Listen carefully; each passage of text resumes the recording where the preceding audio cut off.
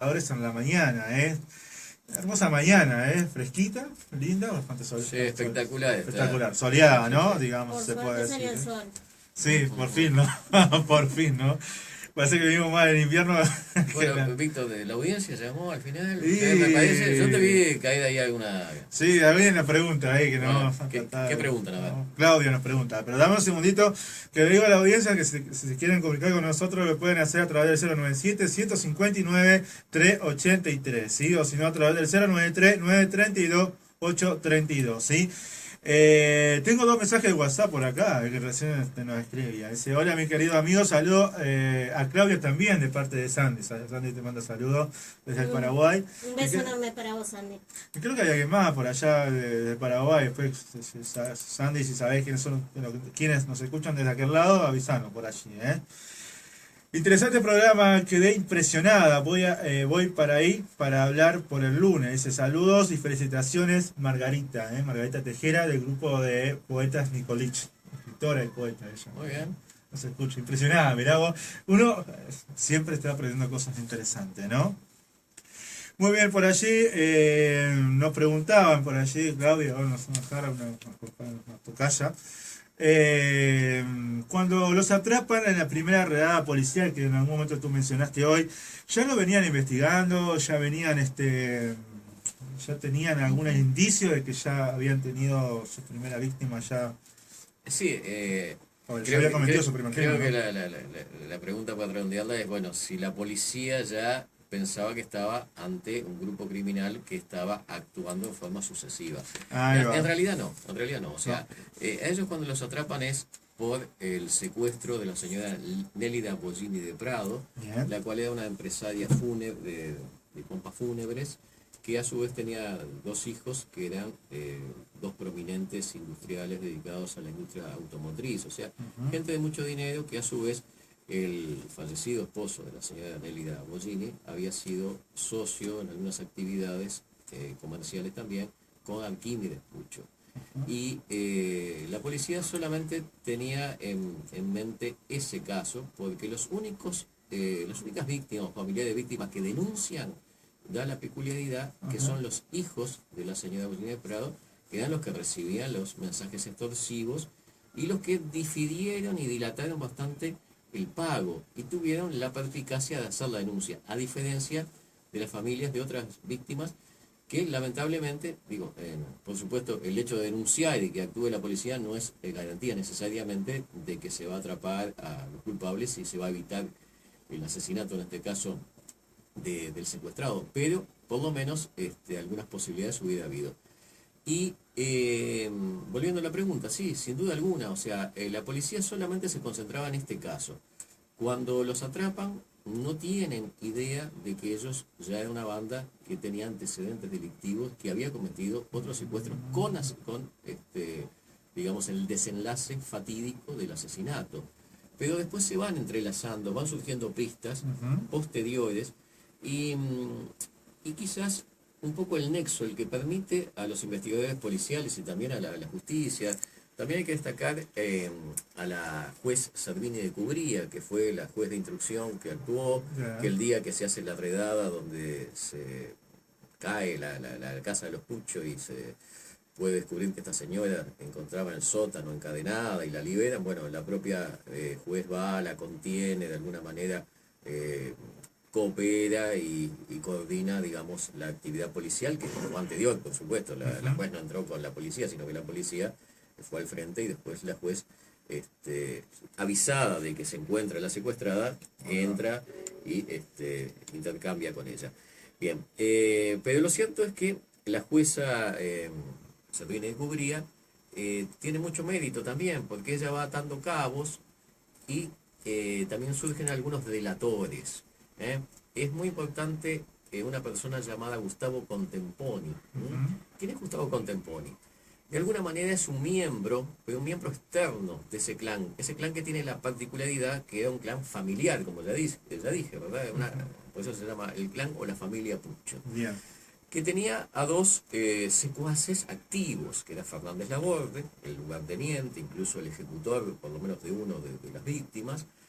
Tenía a Roberto Díaz, que también ejecutó a otra de las víctimas, Pero este señor Gustavo Contemponi actúa específicamente como entregador de uno de los secuestrados, del segundo de los secuestrados, que era el ingeniero Aulet, porque lo conocía, porque tenía una relación de noviazgo con la madrastra de este muchacho. No era una persona que estuviera, no era un delincuente en definitiva, pero obviamente fue captado por Arquímedes Pucho y también por debilidades y por una cuestión de ambición, aceptó participar. Incluso también hubo llegó el momento que se da cuenta este hombre Contemponi de cuáles son las intenciones de Arquímedes Pucho y de su grupo de delincuentes, de que la intención no era solo secuestrar y hacer un dinero del cual le iban a dar un porcentaje a él, sino que era matar a este muchacho. Bueno, ahí empieza a haber rispideces. Contemponi está atrapado y no puede salir y teme incluso por su vida, teme que lo ejecuten simplemente para evitar que él después los delate. Y bueno, Contemponi, si bien fue un miembro de alguna manera forzoso y culposo, tenía sentimientos de culpabilidad. Bien. Cuando cae, junto con los miembros efectivos del clan, es una de las personas que da información que permite atar cabos y unir casos anteriores al caso específico por el cual ellos caen, que es, repito, el de la señora Nelly Bollini de Prado. Y les menciona el caso donde él participa como entregador, en definitiva, el del ingeniero Aulet. También tenía conocimiento de que habían asesinado al empresario Emilio Naún, el cual no llega a estar secuestrado porque se resiste en su auto, y uno de los secuaces, Fernández Laborde, le pega un tiro directamente para evitar que se escape y los denuncie. Bueno, entonces estos distintos delitos anteriores, estos casos anteriores, que todos terminaron en crimen, en homicidio, se va dando el enlazamiento y finalmente termina en un único expediente penal por el cual condenan a Arquímedes Pucho y a su hijo Alejandro como principal ejecutor y principal cómplice a reclusión perpetua. Condenan en penas elevadas de penitenciaría a los dos secuaces, que también fueron ejecutores materiales, o sea, a Díaz y a Fernández Laborde, con una condena de menos monto en cuanto a años, pero condena importante al fin el propio Contemponi, porque por más que suministre y los delate y suministre información, no hay duda de su participación en uno de los secuestros, incluso de un hombre mayor que fallece en la cárcel. Y había otro, se me había escapado un poquito, otro miembro activo de la banda que más bien les proporcionaba logística, que era un militar retirado, el coronel Franco, que les proporcionaba ciertos contactos a nivel policial y que le permitió en algunos casos tener vía libre en las zonas que ellos, más allá que conocían a las víctimas y las hacen objeto de una trampa para poderlas atrapar. También de alguna manera no había custodia policial y bueno, ¿qué justificaba esa falta de custodia, esa indefensión?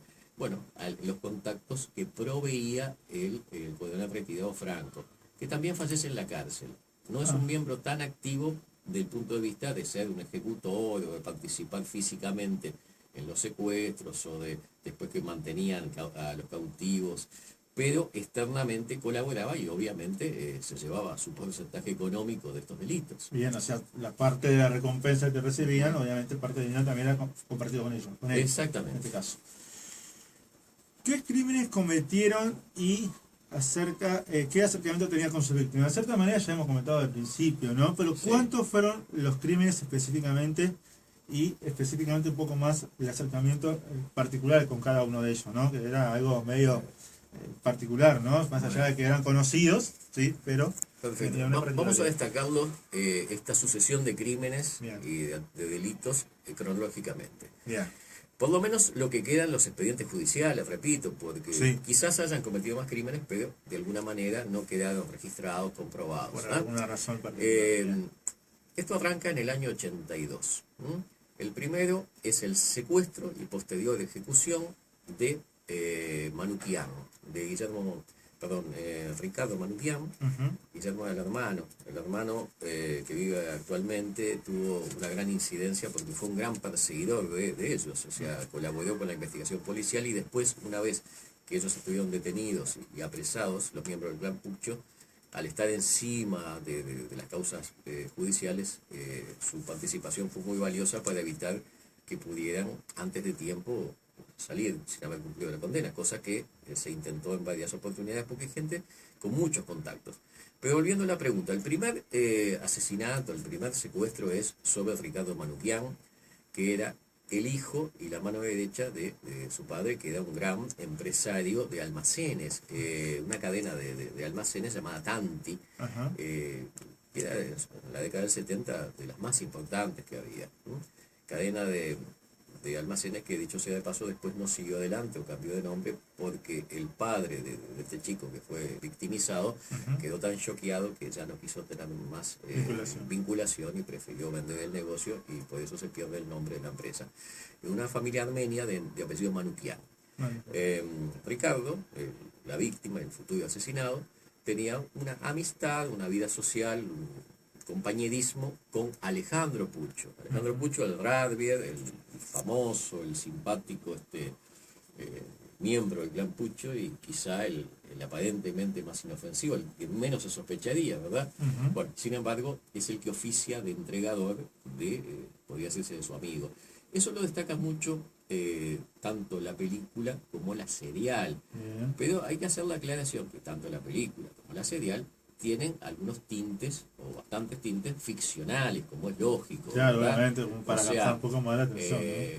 Dentro de los datos más objetivos tenemos, por ejemplo, la investigación de Rodolfo Palacios, que es un escritor e investigador que se ha especializado en asesinos muy conocidos, ha ido en su lugar de reclusión, les ha hecho los reportajes, es un investigador muy serio, aparte de un escritor de muy buena calidad, y que también llegó a hacer una entrevista personal en los últimos años de vida de Arquímedes Pucho, ¿no? Es el autor de un libro, que acá lo tengo, llamado El clan Pucho, la historia definitiva. Ahora después le vamos a mostrar a la cámara un poco más detenidamente. Bien, sin perjuicio de eso, volviendo a la pregunta, cronológicamente el primero de los delitos registrados en la causa judicial es el secuestro y posterior homicidio de Ricardo Manutian, que fue entregado por su amigo Alejandro Pucho, en el año 82. Año 83, un ingeniero muy joven, de 25 años, de apellido Aulet, también es capturado. También había un conocimiento, además de ser ingeniero, de que su padre tenía una empresa importante en el ramo de la ropa, la vestimenta y todo lo demás. También tenía contacto y conocimiento con Alejandro Pucho. También otra vez esa vinculación es la trampa para facilitar la captura de Aulet, de este ingeniero muy joven, recién casado con una abogada, que muy meritoria ella también. Esta joven abogada también fue de los principales perseguidores que tuvo el clan Pucho, ¿no? O sea, después de detenidos también cooperó a evitar que salieran antes de tiempo, estando siempre encima de la causa.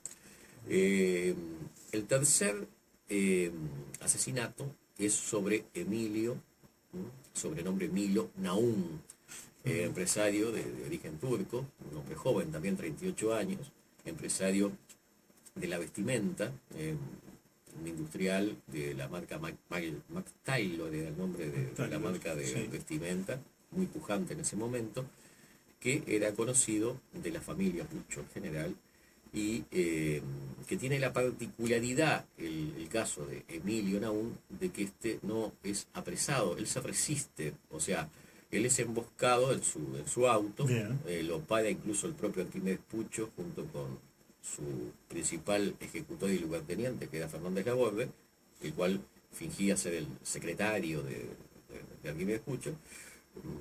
Lo sube a su auto, pero en determinado momento se da cuenta de que las intenciones que tienen de secuestrarlo, incluso desde atrás, Fernández Laborde empieza con una soga o una corbata, lo empieza a estrangular a este hombre. Ajá. El hombre forcejea, lo logra golpear a Fernández Labordes, forcejea también a Arquímedes. Y en cierto momento da la sensación, empieza a gritar que podía escaparse, y Fernández Labordes en esa refriega le pega un balazo en el pecho y lo mata. Ahí va, sí. O sea, es el primer fracaso que tienen porque Se resiste la víctima. se resisten, solamente algún dinero que llevaban en el maletín es lo que se llevan, o sea, una recompensa insignificante para lo que ellos pensaban conseguir. Y es el primer fracaso y golpe fuerte que tiene el modus operandi, que hasta este momento estaba siendo muy exitoso, que estaba organizado por Arquímedes Pucho. Estamos en el año 84, porque sus crímenes o sus actos criminales eran prácticamente una vez por año. Es lo que justamente vamos a Exactamente. resaltar. Y después llegan al cuarto secuestro, que es el único que no termina en homicidio, aunque el destino lógico y natural de la víctima, que era la señora Nélida Bollini de Prado, iba a ser la muerte, sin duda alguna. Solo que se salva de ese fatídico destino por la intervención policial. Y la redada ya que se La redada y la lucidez, digamos, Sí. de sus hijos de participarle, de denunciar el tema a la policía. La policía empieza a hacer escuchas telefónicas. Recordemos que estamos en la década del 80, Sí, donde no existía obviamente los WhatsApp, no existían los teléfonos celulares, o sea, prácticamente el sistema que tenían los secuestradores era llamado de teléfonos públicos, y utilizaban mucho el sistema de las postas, ¿verdad? ¿Las postas en qué sentido? O sea, le hablaban con los familiares de los secuestrados y le decían, bueno, vaya a tal lado y levante una cajilla de cigarrillos que dentro de ella tiene instrucciones para ir a tal otro lado, y después ahí va a entrar al baño de un bar y en la cisterna va a tener otras instrucciones. Bueno, se hacía eso para despistar y para prevenir justamente la acción policial, ¿verdad? Porque ellos obviamente no tenían la certeza de que la familia de las víctimas no hubieran participado en la policía, por más que ellos amenazaban permanentemente, y por más que con una gran soberbia, con un exceso de arrogancia, Arquímedes Pucho manejaba todo el tema que tenía que ver con lo posterior a la captura en sí de la víctima, sino todo lo que tenía que ver con los pasos para conseguir la recompensa. Porque además hay que destacar esto, digo, si bien no hay duda que el objetivo y la finalidad era económica, era la plata, también había, como buen psicópata que era, como psicópata de manual que era y que ha sido, ahora mediáticamente sale a la luz pública, pero que este rasgo de Arquímedes Pucho fue destacado casi desde el inicio de ser capturado y estar preso. Bueno, tenía todas las características del psicópata. Bueno, el psicópata disfruta, aunque sea un psicópata que termine asesinando con un objetivo desdeñable, reprobable, pero racional, como es hacerse de un dinero a cambio del delito cometido. Bueno, además, no era el único ingrediente. Había un ingrediente de poder, la satisfacción de poder sobre la víctima, la satisfacción de tener el control de toda esa situación, un goce sádico y macabro también, cuando dirigía toda la operativa de las llamadas telefónicas. De alguna manera se solazaba con la angustia de la familia y de alguna manera se vengaba de gente que él ¿qué pasa? Si bien ellos tenían una buena situación económica, era producto básicamente de los delitos, porque como ya dijimos, lo que era su pantalla, esa fiambrería, esa roticería, de hecho estaba quebrada, estaba desfinanciada. O sea, había un contenido, un componente de cierta envidia y celos hacia los industriales y comerciantes exitosos. Bueno, sí, obviamente, entonces, al mismo ahí. Tiempo, además de que obviamente el objetivo final era el dinero, que Sí. además lo necesitaban para seguir manteniendo todas esas apariencias de vida solvente y pujante, también había un elemento de disfrute, un ingrediente de disfrute personal